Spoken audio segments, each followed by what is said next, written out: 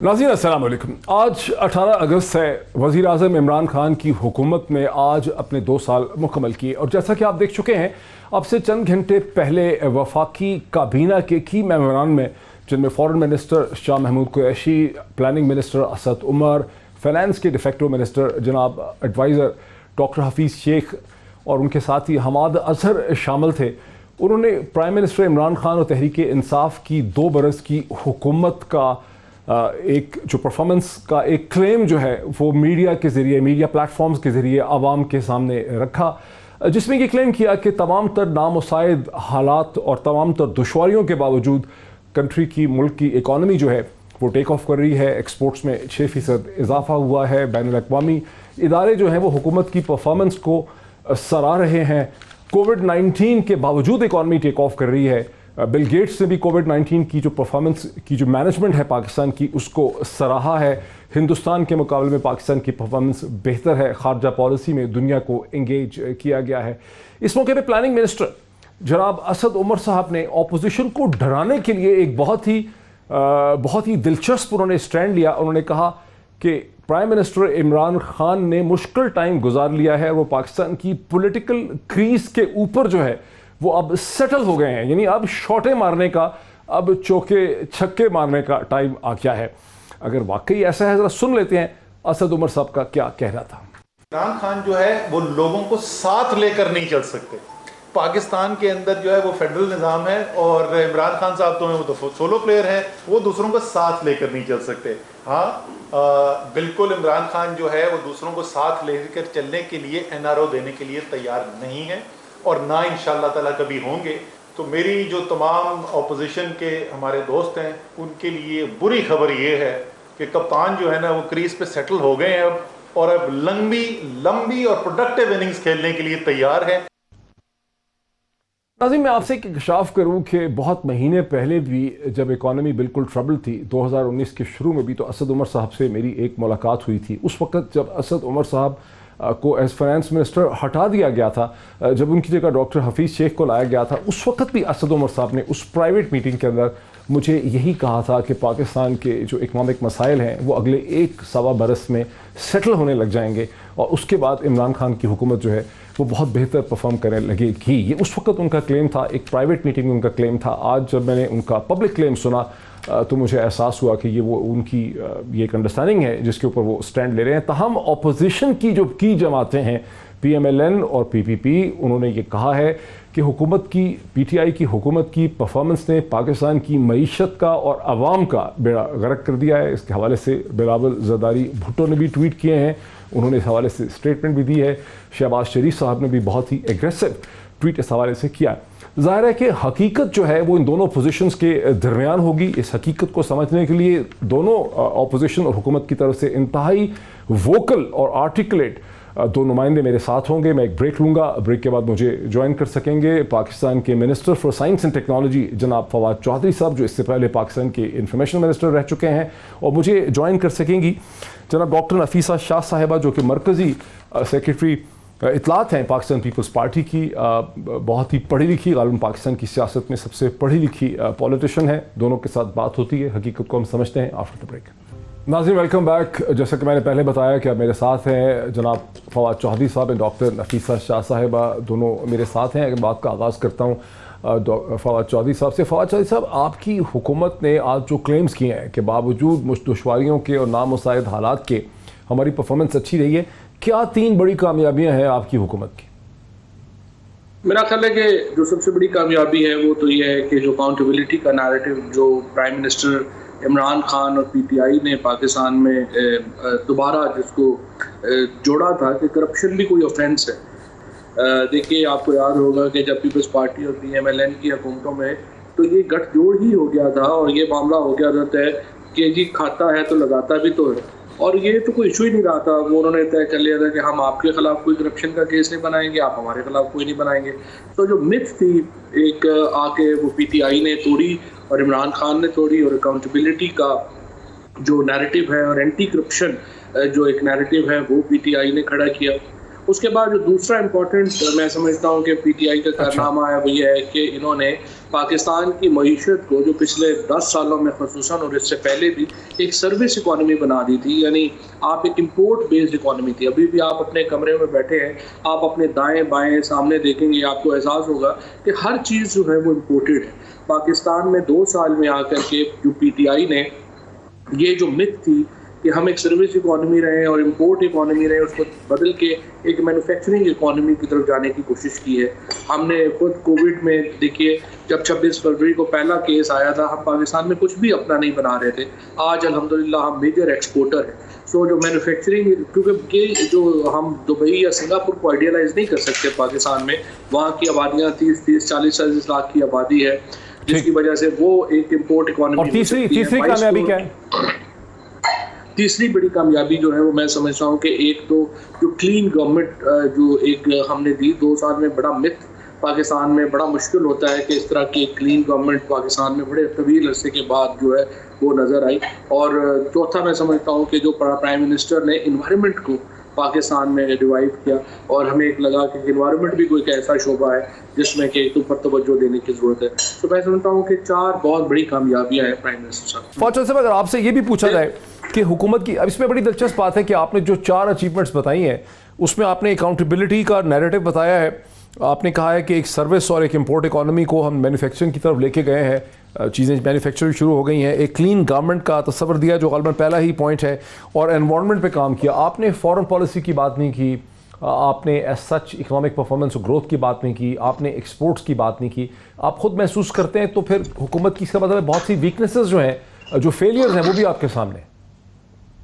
नहीं, जो इकोनॉमी में मैं जब आपको मैन्युफैक्चरिंग इकोनॉमी कहता हूँ तो उसमें एक्सपोर्ट्स ऑटोमेटिकली शामिल हो जाती हैं। और कोविड में भी जिस तरह से मैंने आपको मिसाल दी, इसी तरीके से जो 6% पाकिस्तान का इस वक्त एक्सपोर्ट बढ़ा, जो दुनिया में बड़ा मुश्किल है कि कोविड के इस माहौल में कोई हुकूमत जो है वो 6% के ऊपर एक्सपोर्ट बढ़ा सके, जो हमने बढ़ाया। इसके साथ साथ मैं समझता हूँ डेमोक्रेटिक गवर्नमेंट है, ट्रूली डेमोक्रेटिक गवर्नमेंट है। अगर आप 2 साल के जो अदाद शुमार हैं पीपल्स पार्टी के और PMLN के उठा के देखेंगे तो आपको पता चलेगा कि वहाँ तो कैबिनेट की मीटिंग्स ही नहीं होती थी।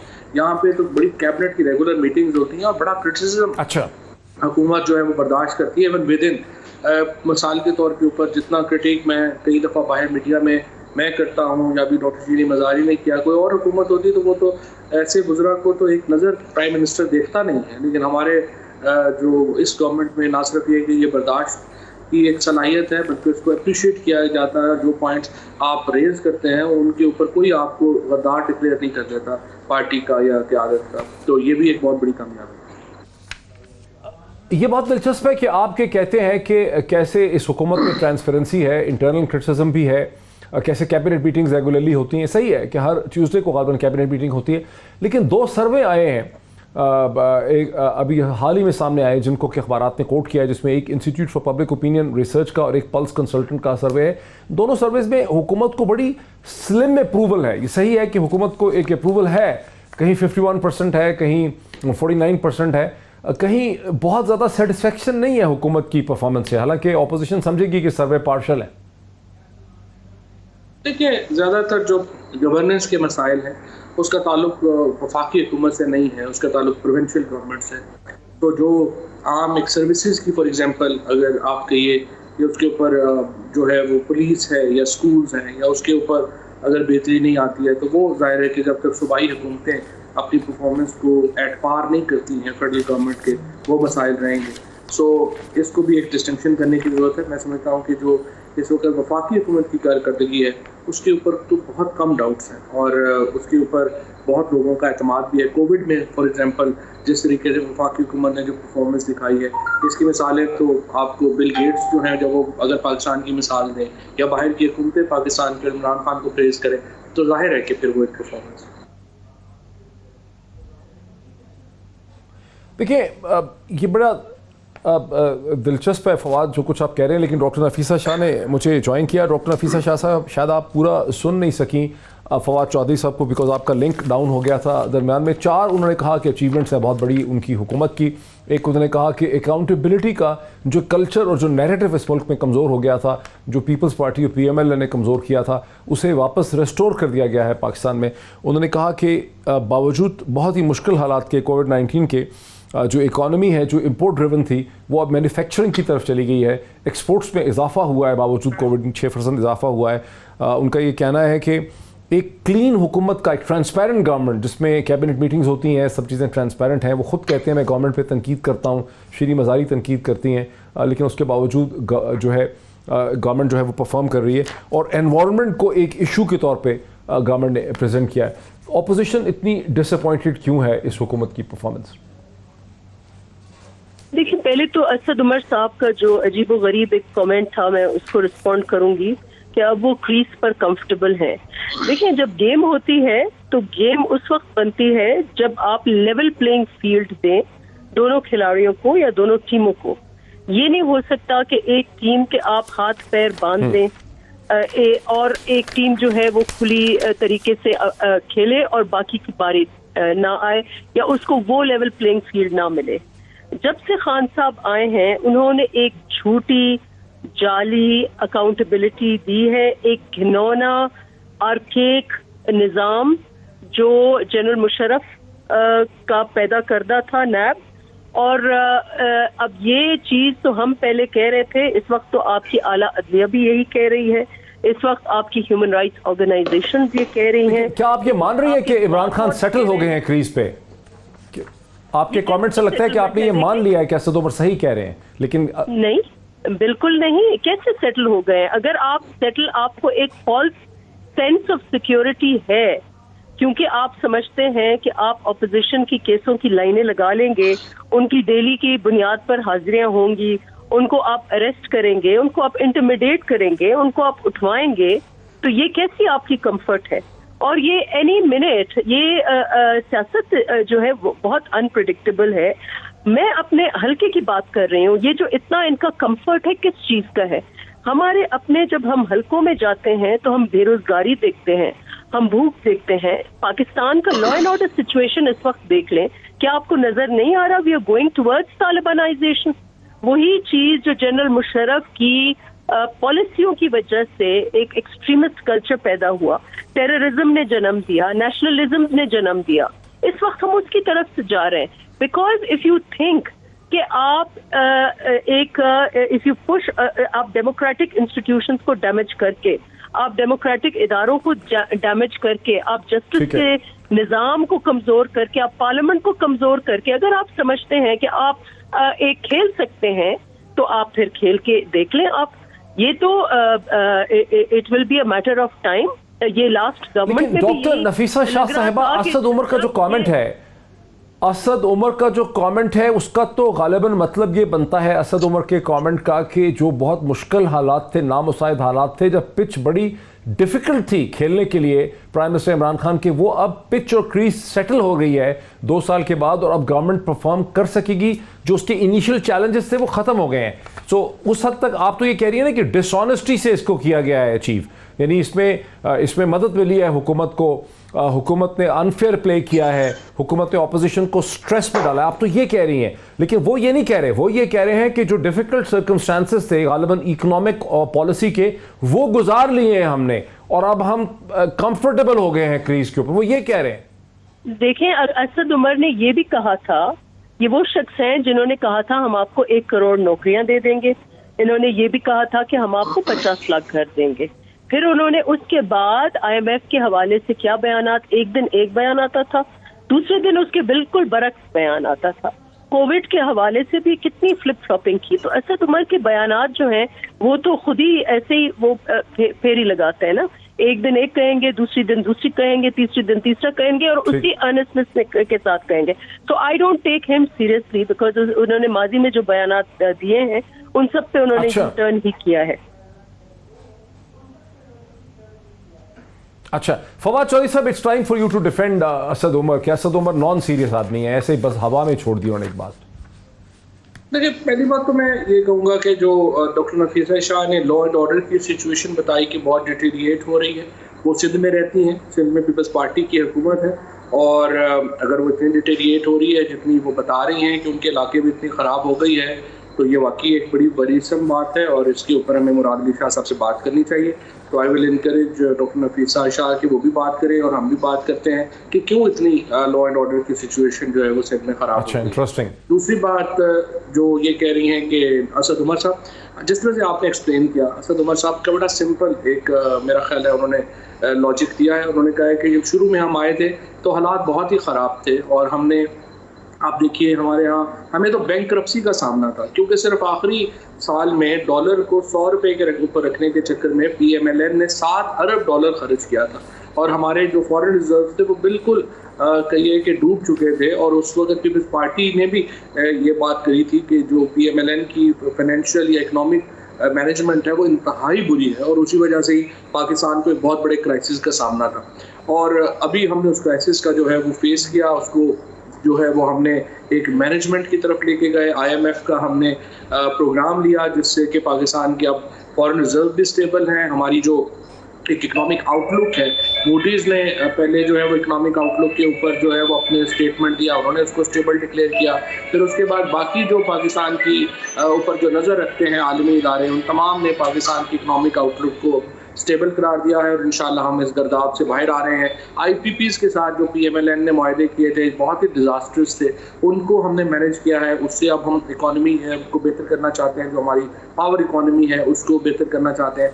दूसरी इंपॉर्टेंट बात यह है कि देखिए मोइन साहब, PTI का कम से कम कोई मैनिफेस्टो है या कोई बात करते हैं। इस वक्त अपोजिशन के पास तो ना कोई मैनिफेस्टो है, ना वो उनकी कोई बात है, ना कुछ है।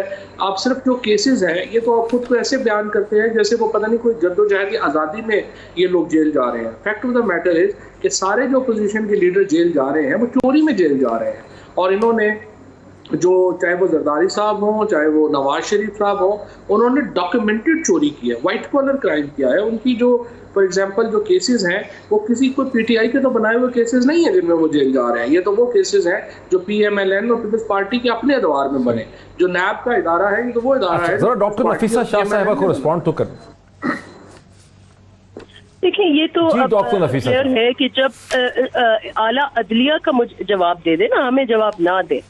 जब आपके आला अदलिया के जजेस ये कहते हैं कि NAB is a tool for political engineering, which means कि इस वक्त पॉलिटिकल इंजीनियरिंग हो रही है। जहां तक इनकी परफॉर्मेंस की बात है, मैंने जब अपने हल्के की बात की तो मैंने भूख, अखलास, मैंने बेरोजगारी की बात की। देखें, ये मुझे हैरत है कि ये कह रहे हैं परफॉर्मेंस अच्छी है। GDP has tanked. आपने GDP का ग्राफ देखा है?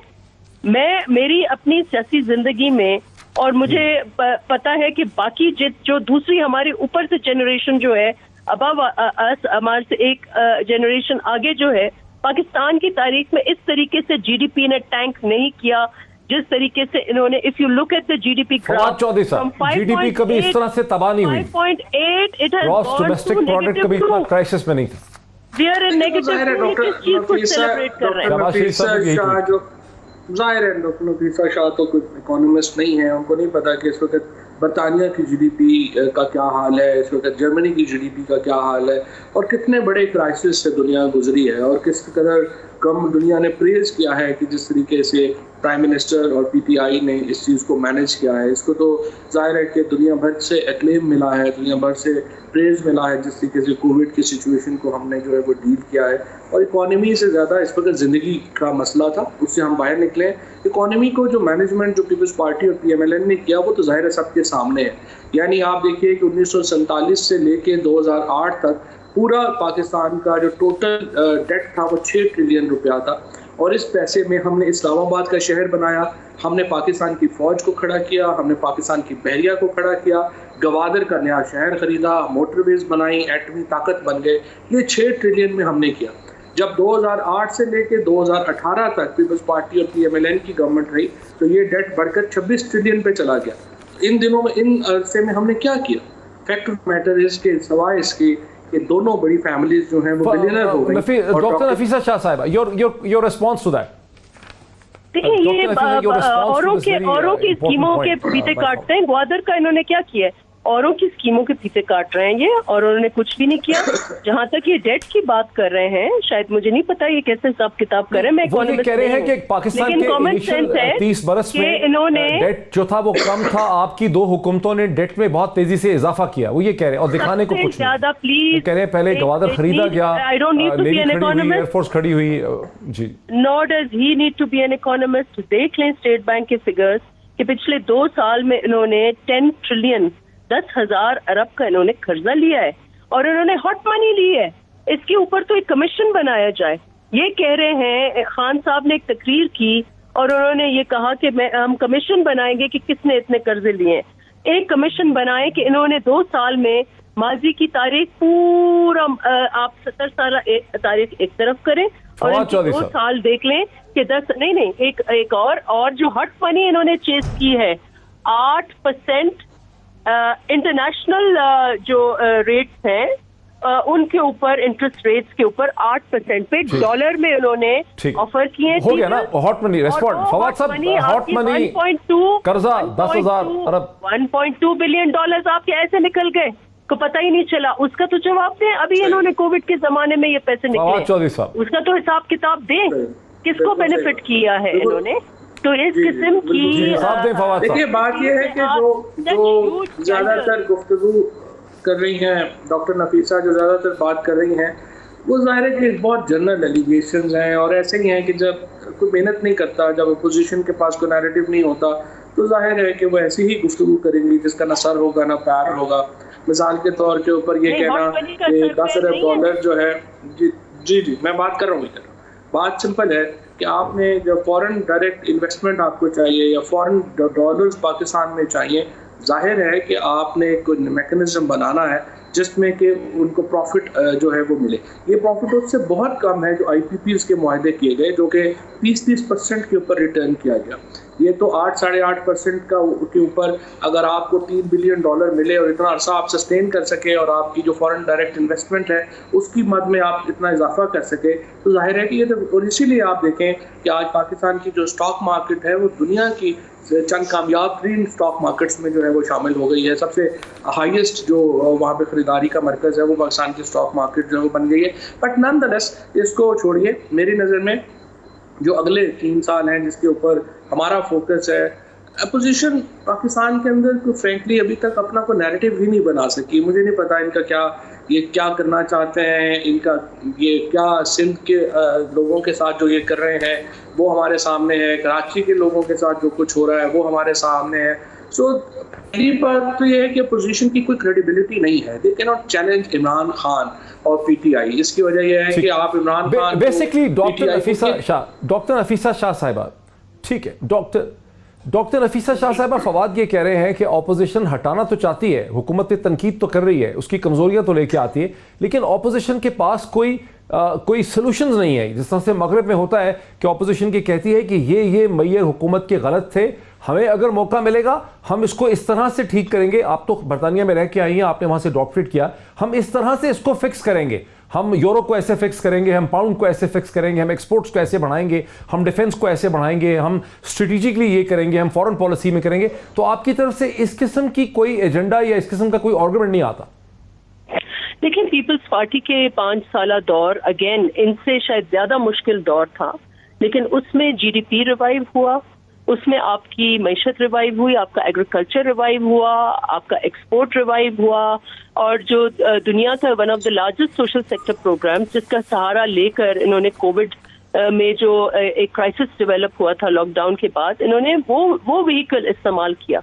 तो ये कहना कि हमारे पास सोल्यूशन, हमने माजी में एक बहुत ही इनकम सपोर्ट प्रोग्राम में इनके जमाने में इन्होंने क्या किया है इन 2 सालों में, बताएं ना। माँ सिवा अब ये कह रहे हैं कि जी हमने जो है मईशत को स्टेबलाइज किया है। वो आपने मईशत को कैसे स्टेबलाइज किया है? कशकोल कभी यू टर्न्स लेकर, कशकोल कभी इधर कभी उधर, उधर से पैसे लेकर उधर दे देना, उधर से पैसे लेकर उधर दे देना। अभी मुझे ये बता दें, ये सऊदी अरेबिया को जो उन्होंने पैसे वापस किए हैं $1 अरब, तो किससे लेकर वापस किए हैं? और ये जो 19 बिलियन का इनका कह रहे हैं रिजर्व है डॉलर्स का, वो कैसे इकट्ठा किया है इन्होंने? तो ये नहीं ये एक फ्रॉडुलेंट इकोनॉमी चला रहे हैं, एक economy fake accountability, fake government, selected government. मांगे तांगे की, फवाद साहब मांगे तांगे की, आपकी हुकूमत मांगे तांगे की इकोनॉमी चला रही है, इधर से पैसे पकड़े उधर दे दिए। जॉब दिखा देना, 1 करोड़ जॉब। पहली बात तो ये है कि मांगे तांगे की पहली बात तो ये है कि अगर आज हम मांगे तांगे की इकोनॉमी है तो जाहिर है उसका क्रेडिट पीपल्स पार्टी और PMLN को जाता है, जो एक ऐसी जो 30 बाद जो है वो साल पाकिस्तान के ऊपर उन्होंने हुकूमतें की और उसके बाद आप ऐसी इकोनॉमी जो है वो दे के गए। पहले बात तो ये है कि अगर आप समझते हैं कि ये मांगे तांगे की इकोनॉमी है तो आप अपना चेहरा जाके अपने शीशे में देखें तो आपको नज़र आएगा कि इसके जिम्मेदार कौन है। दूसरी बात यह है कि जो $1 बिलियन जो है वो सिर्फ सऊदी अरेबिया को ही हमने वापस नहीं किया, हमने ओवरऑल $9 बिलियन के कर्जे वापस किए, 5,000 अरब रुपया का जो इंटरेस्ट है वो वापस किया है। एक तवील अरसे के बाद पाकिस्तान जो है वो अपनी शेड्यूल के ऊपर वापस आया है रीपेमेंट्स की। सो उसमें तमाम चीज़ें शामिल हैं, उसमें IMF का कर्जा भी शामिल है, उसमें पाकिस्तान की इकोनॉमी में जो ऑस्टेरिटी के जरिए जो पैसे बचाए गए वो भी शामिल है और एक ओवरऑल जो स्टेबिलिटी आई है वो भी शामिल है। सो पहली बात तो ये है कि पीपल्स पार्टी एक बड़ा इंटरेस्टिंग पीस है असद उमर की स्टेटमेंट पे कैपिटलाइज करते हुए अनवर महमूद साहब ने, जो एक्स फॉरेन सेक्रेटरी हैं सैयद महमूद, उन्होंने पीस लिखा has captain Imran Khan settled on the political crease. उसमें उन्होंने वो तमाम सर्वेस सराहा भी गवर्नमेंट को, उन्होंने सर्वेस का भी जिक्र किया जो नए सर्वे, लेकिन उन्होंने कहा कि पंजाब की जो गवर्नेंस है वो तो सर्वेस में भी बहुत पुअर आ रही है और वहाँ पे उस्मान बुज़दार साहब को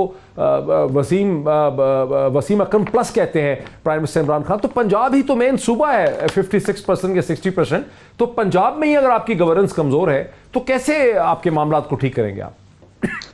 देखिए, मैं ये समझता हूँ कि अगर आप हुकूमत की नाकामियों का आप पूछ रहे थे कि सबसे बड़ी नाकामी क्या है, तो सबसे बड़ी नाकामी हमारी ये है कि हमें पहले साल लोकल गवर्नमेंट इलेक्शन करवाने चाहिए थे और जो लोकल गवर्नमेंट हमारे यहाँ रेलिवेंट था, जो स्पेशली परवेज़ मुशर्रफ साहब के दौर में यहाँ पे आया था, उसको हमें थोड़ी अमेंडमेंट्स के साथ हमें वही लगाना चाहिए था। वो एक आइडियल सिस्टम था, उसमें बहुत ज़्यादा छेड़छाड़ की ज़रूरत नहीं थी। हमने वो जो लोकल गवर्नमेंट इलेक्शन नहीं कराया और प्रोविंशियल फाइनेंस कमीशन अवार्ड नहीं किया, जिसकी वजह से जो तमाम तर दबाव है वो सूबाई कैपिटल्स के ऊपर आ गया और सूबाई कैपिटल जो है वो शायद उतने उस तरह से अपनी डिलीवरी जो देना चाहिए थी उस तरह से डिलीवरी देने के काबिल नहीं थे। और ये प्रॉब्लम सिर्फ पंजाब का नहीं है, ये सिंध का है, बलूचिस्तान का है, KP का है, जहाँ पर प्रोविंशियल फाइनेंस कमीशन अवार्ड्स नहीं हो रहे, जिसकी वजह से ज़्यादातर जो लोग, देखिए ना, सर्विसेज क्या होंगी, लोग सुबह उठते हैं, आप बच्चों को स्कूल छोड़ते हैं तो स्कूलों से वेरी इंटरेस्टिंग कमेंट्स, बहुत ही बोल्ड एडमिशन है on part of the Fawad Chaudhry cabinet member के हमारी ये वीकनेसेस भी रही हैं।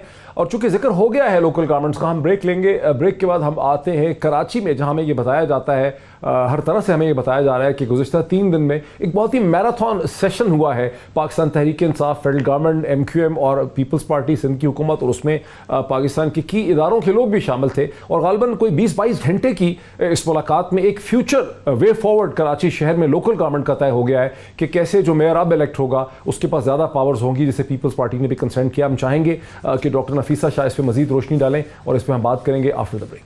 नाज़रीन, वेलकम बैक। मैं सीधा चलता हूँ डॉक्टर नफीसा शाह साहिबा की तरफ, जो कि मरकज़ी सेक्रेटरी इत्तलात हैं पाकिस्तान पीपल्स पार्टी की, मेरे साथ हैं इस वक्त कराची से, मुझे ज्वाइन करिए।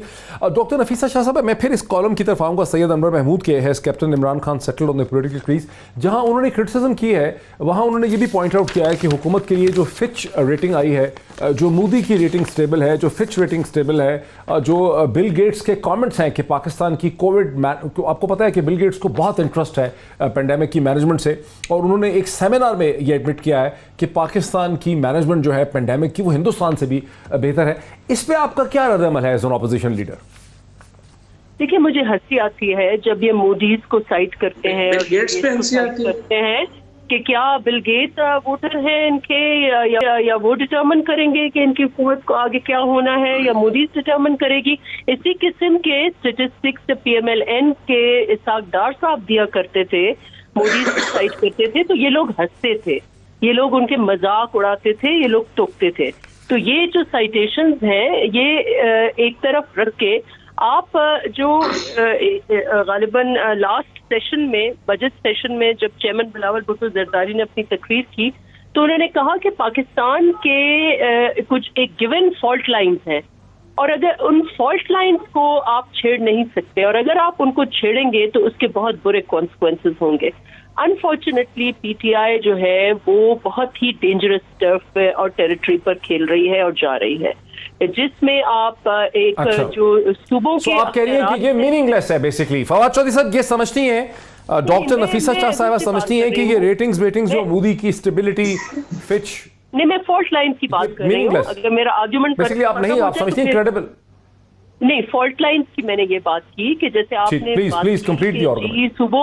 सूबों के जो अख्तियारात हैं, अगर आप उनको यूजर्व करने की कोशिश करेंगे या फिर आप आईनी तरामीम जो सेटल्ड इश्यूज हैं उनको आप छेड़ेंगे, तो ये जो है ये फॉल्ट लाइंस हैं। आप जुडिशरी को अगर आप छेड़ेंगे, आप जस्टिस के निज़ाम को आप छेड़ेंगे, ये सारी चीजें ये लताड़ रहे हैं। और इसलिए ये जो अगर इनकी कंफर्ट जोन है, क्योंकि कुछ तो 1-2% एक्सपोर्ट बढ़ गए, और अगर इनको ये महसूस हो रहा है कि क्योंकि ये नेगेटिव में जा रहा था तो एक 0.01% जीडीपी बढ़ा है, तो they are in a comfort zone, तो मैं समझती हूँ ये उनकी भूल है। इस वक्त आम आदमी का जो है वो जीना जंजाल है। They can not even have 1 square mile a day, वो या बिल। देखें, पहली बात यह है कि खाना खाए जो जी बिल्कुल, पहली बात तो ये है कि दोबारा बहुत ही जनरल गुफ्तगू करती हैं डॉक्टर नफीसा, उसका जवाब क्या बंदा दे सकता है। लेकिन पहली बात ये है कि कोई बंदा बिल्कुल ज़हनी तौर के ऊपर पाकिस्तान में जो मुतवाज़न आदमी होगा वो ये कहे कि जस्टिस सिस्टम पाकिस्तान में बड़ा परफेक्ट है और उसको छेड़ने की ज़रूरत नहीं है, तो जाहिर है कि मैं तो उसकी ज़हनी हालत पर ही शक करूँगा। पाकिस्तान का जस्टिस सिस्टम एक तबाहशुदा जस्टिस सिस्टम है, इसको बहुत रिफॉर्म की ज़रूरत है और इसमें बहुत ही इम्पॉर्टेंट है कि बड़े रिफॉर्म्स लाए जाएँ।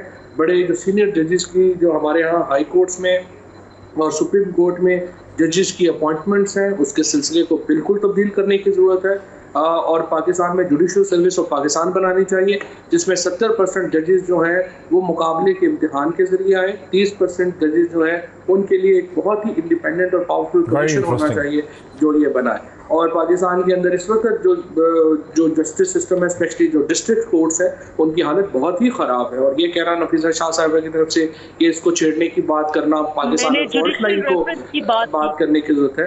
जी, इसी तरीके से जो वो बात कर रही हैं, इस तरह ये जो बात कर रही हैं कि पाकिस्तान में जो कॉन्स्टिट्यूशनल अमेंडमेंट्स का जो इख्तियारात की तकसीम है, पीटीआई तो जो 18वीं तरमीम है उसमें जो डेवोल्यूशन हुई है, ना सिर्फ हम उसके सपोर्टर हैं बल्कि हम तो ये कह रहे हैं कि उस डेवोल्यूशन को मजीद आगे बढ़ना चाहिए और डिस्ट्रिक्ट्स तक जानी चाहिए। सूबे जो तमाम इख्तियारात अपने पास रख के बैठ गए हैं। डॉक्टर नफीसा शाह साहब, हमें जो पता चला है कि कराची में जो गालिबन हफ्ते को या फ्राइडे को जो बहुत मैराथन सेशन हुआ है, जिसमें Pakistan Tehreek Insaf, peoples party, MQM Karachi के हवाले से, और उसके अंदर पाकिस्तान के इदारों के लोग भी शामिल थे, वहाँ पे 20-22 घंटे की इस मैराथन सेशन में, जिसमें कई सेशन थे, वहाँ ये असूली तौर पे रीअश्योर किया गया है कि 18th अमेंडमेंट को कोई हाथ नहीं लगाएगा, लेकिन इन टर्न लोकल गवर्नमेंट जो है कराची शहर में उसको मीनिंगफुल बनाया जाएगा। और जो मेयर नए आएंगे उनके और मेयर के, जो कराची के मेयर के और सिंध हुकूमत के इख्तियारात में एक तवाज़न पैदा किया जाएगा, जहां अभी 70-30 है, मेयर के पास पावर्स होंगी ताकि वो कराची शहर को ट्रांसफॉर्म कर सके, वहां के इश्यूज को एड्रेस कर सके। इसके बारे में हमें आप क्या बताएंगे? देखिए, पहले तो मेरा ये सवाल है फवाद चौधरी साहब से या इनकी पूरी एस्टेब्लिशमेंट से, पीटीआई की, कि इन्होंने एक इस्लामाबाद बेचारा अकलौता जो PMLN का कोई था मेयर, उसको उन्होंने डिसमिस किया या उसको उन्होंने मुअत्तल किया। ठीक है, वहां क्यों नहीं एक 20 घंटे की डिस्कशन हो रही कि क्यों वहाँ मुंतकली नहीं हो रही, और उस बेचारे अकलौते एक मेयर को इन्होंने क्यों नहीं उनको एक अपना काम करने दिया? आप एग्री नहीं करती इस मीटिंग से जो हुई है कराची में? मैं ये कहती हूँ, आप समझती हैं कि that is not in the right direction? Why not Islamabad, why not Lahore, why not Peshawar, why not KP, जहाँ इस्लामाबाद तो वैसे सिस्टम। पर डॉक्टर नफीसा, इस्लामाबाद तो एक इंतहाई वेल गवर्न्ड, इंतहाई वेल मैनेज शहर है पूरे एशिया का। बट डॉक्टर नफीसा, एशिया में शायद ही कोई शहर होगा जो इतना वेल मैनेज है, developing. For God sake, come with me to बाराकोह। देखिए ना, इस्लामाबाद को आप क्या चाइना कटिंग देखें आप, और कुछ नहीं, मेरे साथ जू चले। एक गुरीला तो इनसे संभल नहीं पाता, एक हाथी तो इनसे संभल नहीं पाता। ये गवर्नेंस फवाद चौधरी साहब, you have to defend Islamabad now. Zoo का जो उन्होंने फवाद चौधरी साहब इस्लामाबाद को डिफेंड कर, वही हाल किया है। देखिए, पहली बात तो ये है कि कुछ बातों के ऊपर जो है मैं समझता हूँ कि इस्लामाबाद जो है उसको भी एक स्ट्रॉन्ग लोकल गवर्नमेंट चाहिए, और मैं इस पे एग्री करता हूँ कि हमें, लेकिन अनफॉर्चुनेटली जो पिछला सिस्टम बनाया जो PMLN ने, मुझे नहीं लगता कि डॉक्टर नफीसा ने उसको पढ़ा होगा। अदरवाइज डॉक्टर नफीसा जो है वो लेजिस्लेशन के वो बड़ा पढ़ के आती हैं, and she is among those very few MNA जिनको जब वो बात करती हैं लेजिस्लेशन के ऊपर तो पता होता है कि उन्होंने एक थॉरो स्टडी होगी। लेकिन शायद इन्होंने या बुग़्ज़ PTI में अगर कोई बात करें तो वो फिर एक अलग बात है। लेकिन हकीकत यह है कि जो PMLN ने जो जिस किस्म की लेजिस्लेशन ड्राफ्ट की यहाँ इस्लामाबाद के लिए, वो तो तबाहकुन थी। ना उसमें CDA के रोल का पता है, ना उसमें म्यूनसिपल कमेटी के रोल का पता है, ना ही उसमें पता है कि चीफ कमिश्नर इस्लामाबाद ने क्या करना है, चेयरमैन CDA ने क्या करना है। इस सारी लेजिस्लेशन को तो ठीक करने की जरूरत थी, जो अब हम एक पूरी कोशिश कर रहे हैं। और ये हो रहा है कि एक ऐसा निज़ाम जो है वो लेके आए जिसमें कि कुछ जो है वो मामला जो है वो उसको बेहतर किए जा सके। सो लेट्स सी इसको कितना टाइम लगता है। लेकिन अच्छा, फवाद चौधरी साहब ने, डॉक्टर नफीसा शाह, उन्होंने इस्लामाबाद में आपके पॉइंट को कंसीड किया है कि इस्लामाबाद को भी, जो मैं समझता हूं कि बहुत ही वेल मैनेज शहर है, लेकिन वहां पर भी इख्तियारात का तवाज़ुन होना चाहिए, लोकल गवर्नमेंट होनी चाहिए। लेकिन कराची, जिसको सारा पाकिस्तान मान रहा है कि तबाहकुन हालात हैं, वहां से दुहाई मसलसल आ रही है कि बुरे हालात हैं। बिजनेस लीडर्स, मैन्युफैक्चरिंग इंडस्ट्री और एक्सपोर्टर्स मसलसल मुझे कॉल करके कह रहे हैं कि खुदारा कराची को डिस्कस करें, कराची को बचाने का कोई प्लान होना चाहिए। वहां पर आप क्या मेयर को इख्तियारात देंगे, जिस तरह के एक बड़े शहर के मेयर के पास क्या वो कंसेंसस और एग्रीमेंट उस मैराथन मीटिंग में हो गया? देखिए, मैं ये समझती हूँ कि पूरी मुल्क की, जैसे फवाद चौधरी साहब ने कहा, आई अग्री कि हमारे यहाँ एक लोकल गवर्नेंस सिस्टम पर एक ब्रॉड कंसेंसस होना बाकी है। हमें ये ब्रॉड कंसेंसस, और जिसमें तवाज़ुन हो कि सूबों के क्या अख्तियारात होंगे, लोकल गवर्नमेंट्स के क्या होंगे और मुल्क के सेंटर के क्या होंगे, इस पे एक नेशनल कंसेंसस की जरूरत है। लेकिन आपको पूरे मुल्क का सोचना होगा। देखिए, जो चीफ मिनिस्टर सिंध ने जो बात की है, मैं तो उस बात पर जाऊंगी जहां उन्होंने कहा है कि जो ऑफिशियल पोजीशंस हैं, जो आईन इजाजत देती है, जो कानून और रूल्स इजाजत देते हैं, उस हद तक तो हम बात करने के लिए भी तैयार हैं। लेकिन ये नहीं हो सकता कि आप कराची के लिए अलग ढांचा क्रिएट करें और बाकी सूबों में, बाकी बड़े शहरों के लिए आप वो समझे कि that is business as usual. ये नहीं हो सकता। आप मुझे बताएं, इस्लामाबाद एयरपोर्ट की आपने जो छतों की बारिश देखी, तो इस्लामाबाद एयरपोर्ट के ऊपर भी बना दे ना कोई एक कमेटी, जिसमें आप डाल दें लीडर ऑफ द ऑपोजिशन को, बिलावल भुट्टो जरदारी को, हम सबको आप डाल दें उसमें, और हमें आप इख्तियारात दे दें कि उसको ठीक करें। ये कोई तरीका है? ऐसा तो नहीं होता। जो गवर्नेंस जिसके पास जो फवाद चौधरी साहब, मुझे ये समझ आया डॉक्टर नफीसा के रिस्पॉन्स से, मुझे ये समझ आ रहा है मसलसल कि पीपल्स पार्टी का गालिबन पोजीशन ये है कि जब तक पूरे मुल्क में, लाहौर, इस्लामाबाद, हर शहर में एक इंतहाई ताकतवर मेयर नहीं होगा, तब तक कराची को भी एक ताकतवर मेयर नहीं मिलेगा। नहीं, तो पहली बात तो ये है कि तमाम शहरों को ताकतवर मेयर मिलने चाहिए। ये बात ठीक है, बिल्कुल, इसमें कराची ही का मसला नहीं है, ये बात भी सही है। ये बाकी शहरों का भी प्रॉब्लम है। और उसमें जो प्रोविंशियल फाइनेंस कमीशन अगर अवार्ड नहीं हो रहा, तो देखिए घोटकी जिसके नाम के ऊपर सिंध जो है, लेकिन किसी शहर के इतने डेस्परेट हालात नहीं है बुरे, किसी शहर में इतनी इमरजेंसी सिचुएशन नहीं है फवाद चौधरी साहब। कराची के लिए तो आपको कुछ करना है। आपकी पार्टी ने एक एक्सीडेंटल इलेक्शन जीत लिया कराची से, वहां के लोग आपको वेट कर रहे हैं आपका। नहीं, लेकिन कराची शहर से तो पीटीआई आपने इलेक्शन जीता, तो तुक्के में जीत लिया। कराची शहर के लोग दुहाई दे रहे हैं। दुहाई नहीं दे रहे हैं। देखिए, कराची में जाहिर है फेडरल गवर्नमेंट ने तो 162 अरब रुपए का प्रोजेक्ट जो है वो लॉन्च किए हैं, जो वहाँ पे जो है वो दे रहे हैं। लेकिन जहाँ तक लोकल गवर्नमेंट की ताल्लुक है, मैं तो एग्री कर रहा हूँ नफीसा शाह से कि ये सारे सूबों में होना चाहिए, सारे इलाकों में होना चाहिए। लेकिन कराची में इसकी इमीडिएट रिलीफ इसलिए ज़रूरी है कि कराची पाकिस्तान का सबसे बड़ा शहर है, कराची के मसाइल पाकिस्तान में सबसे ज़्यादा है। और आप देखिए कि परवेज़ मुशर्रफ साहब के दौर में ही कराची जो है उसने तरक्की देखी, उसके बाद तो कराची में ना उससे पहले हुआ ना बाद में हुआ। लिहाजा अब भी लोग जो हैं वो उस दौर को याद करते हैं। लिहाजा इंपॉर्टेंट ये है कि जो सिस्टम में कामयाब सिस्टम है, आप उसको क्यों बदलेंगे? आपको वही सिस्टम करना चाहिए जो कामयाब सिस्टम है। और इसी तरीके last question to doctor Nafisa Shah साहब, लेकिन कराची में एक मसला ये भी है ना कि कराची के अंदर आपकी पॉलिटिकल प्रेजेंस नहीं है, एडमिनिस्ट्रेटिव कंट्रोल आपके पास है, लेकिन पॉलिटिकल प्रेजेंस नहीं है। बाकी शहरों में उन्हीं जमातें रन कर रही है जिनकी पॉलिटिकल प्रेजेंस भी उन शहरों में। कराची में आपकी पॉलिटिकल प्रेजेंस जीरो है। कैपिटल ऑफ सिंध, यहाँ सेक्रेटेरिएट है सिंध की, सारे मामलात सिंध के कराची में तय होते हैं। यहाँ ओनरशिप है, हम सबके घर है, हमारे बच्चे हैं, वो स्कूल जाते हैं। अच्छा, ये बात इनको बताएं कि अगर इनको कराची सीटें कितनी ली आपने? इतनी फिक्र है सीटें काफी ली हैं। पूरा कराची का सराउंडिंग एरिया जो है पीपल्स पार्टी लेती रही है और अभी भी लिया है। लियारी की एक सीट हमने इस दफे लूज की है, but that will come back इंशाल्लाह। ये और इंशाल्लाह हम साउथ में भी लेंगे जो हम लेते रहे। अच्छा, अगर कराची में इतने ये सीरियस है तो they should begin with that commitment, put there वो जहां इन्होंने कमिटमेंट की 1 साल पहले, 1.5 साल पहले कि आप 165 बिलियन की कमिटमेंट की खान साहब ने, एक तो वो लगाए। दूसरा, कराची के 3 बड़े प्रोजेक्ट्स हैं जो मुख्तलिफ। वक्त हमारा खत्म हो गया। डॉक्टर नफीसा शाह साहब और फवाद चौधरी साहब का बहुत शुक्रिया। ये तमाम तेज़ोतुन बहस जो है सवालात समेत आपने देखी। नाज़रीन, फैसला हमेशा की तरह आपका है। फिर आपसे मुलाकात होती है। बहुत शुक्रिया।